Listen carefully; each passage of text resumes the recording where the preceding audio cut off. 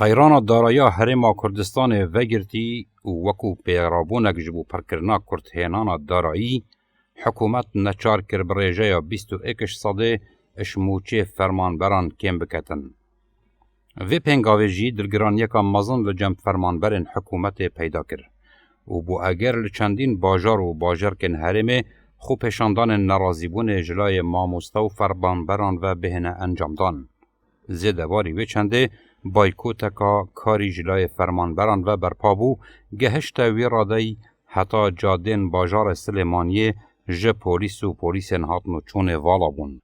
شاند حکومت هرما کردستان او بسروکاتیا قبا طالبانی جگر سروک وزیران جبو دانستاندنان چوی بغدا نیمچه دزدوالا و گریای حولیره. جبرکو حکومت مصطفى کاظمی چندین مرجن گران خستن سر حکومت هرمه لهمبر خرچ کرنا موچه و بودجهی. لگوری زانیاریان حکومت کاظمی داخواز جشان ده هرمه کر سرجم داهات نفته و 5 ساده جداهات گمرکا راداستی بغدا بکتن. لهم بروی چنده حکومت ناوندی ده حیوانه کجمه 505 میلیارد دینارا بو هرم خرج کت. حکومت هرم کردستان اول 4 سر یکت گریتن بو قیران خویا دارایی اجبلی بغدا هیچ الترناتیفک ندید.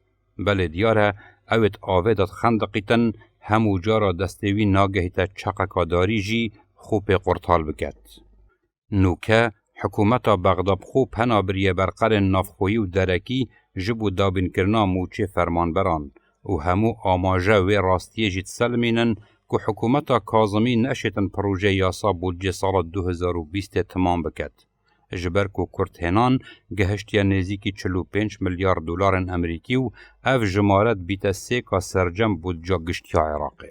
لهمبر وان قیرانن آبورین کمرشکن و ایف لیجبونا سکترین جدا جداین آبوری کردین نفتبتنه جی نشتن گنجینا دولت پر بکتن و موچه فرمانبرین عراق دابین بکت.